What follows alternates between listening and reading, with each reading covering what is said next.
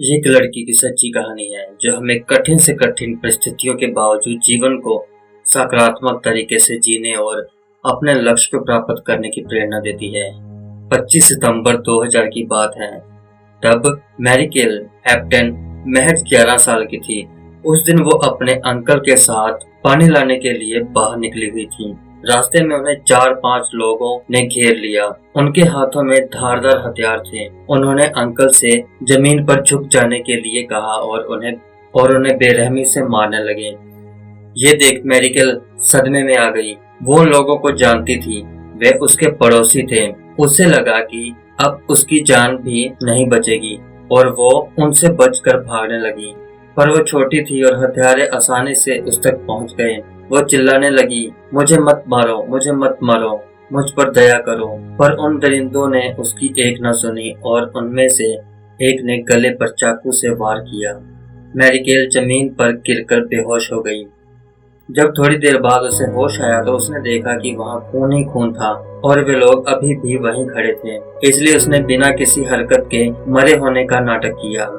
जब वे लोग चले गए तब वो उठी और घर की ओर दौड़ने लगी। भागते भागते ही उसने देखा कि उसकी दोनों हथेलियां हाथ से जुड़ी लटक रही हैं। ये देख मैरिकल और भी घबरा गई और रोते रोते भागती रही। जब वो अपने घर के करीब पहुंच गई तब अपनी माँ को आवाज दी। माँ बाहर आई और अपनी बेटी की हालत देख भयभीत हो गई। उन्होंने बेटी को तुरंत एक कंबल में लपेटा और हॉस्पिटल ले गई। हॉस्पिटल दूर था। पहुंचते पहुंचते काफी वक्त बीत गया। डॉक्टर्स को कोई उम्मीद नहीं थी कि वे मैरिकल को बचा पाएंगे, पर 5 घंटे के ऑपरेशन के बाद वो जिंदा थी। पर डॉक्टर्स उसका हाथ नहीं बचा पाए। परेशानियां यहीं खत्म नहीं हुई। जब वे वापस गए तो उनका घर लूट कर जलाया जा चुका था। गरीब होने के कारण उसके पास हॉस्पिटल का बिल भरने के पैसे भी नहीं थे, पर दूर के एक रिश्तेदार आर्च बिशप एंटोनियो लेडेस्मा की मदद से वो बिल भर पाए और अपराधियों को सजा भी दिलवा पाए। इतना कुछ हो जाने के बाद भी मैरिकल ने कभी भगवान को नहीं कोसा कि उसके साथ ही ऐसा क्यों हुआ, बल्कि उसका कहना यह था, ईश्वर में विश्वास रखते हुए मैं और भी दृढ़ निश्चयी हो गई और मुझे एक सामान्य जीवन जीना है। मुझे लगता है कि मैं दुनिया में किसी जरूरी मिशन के लिए हूँ, इसलिए मैं इस हमले से बच पाई हूँ। मैरिकल ने हाई स्कूल की पढ़ाई पूरी की और 2008 में होटल मैनेजमेंट का कोर्स भी पूरा किया और बचपन से खाना बनाने के शौक के कारण 2011 में शेफ बनने की शिक्षा पूरी की। इतनी बड़ी डिसेबिलिटी के बावजूद जीवन में आगे जाने के जज्बे को आसपास के लोग नजरअंदाज नहीं कर सकते थे और जल्द ही मैरिकल को मीडिया हाईलाइट करने लगा।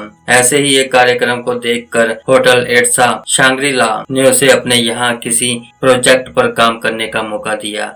मैरिकल के साथ काम करने वाले शेफ अल्जामिल बोर्जा बताते हैं, वो मदद के लिए सिर्फ तभी पुकारती है जब उन्हें कोई गर्म पात्र हटाना होता है या किसी शीशे का चिकना ढक्कन खोलना होता है। मैरिकल आज भी उसी होटल में बतौर शेफ काम करती है और अपने जज्बे के दम पर लाखों करोड़ों लोगों को प्रेरित करती रहती है।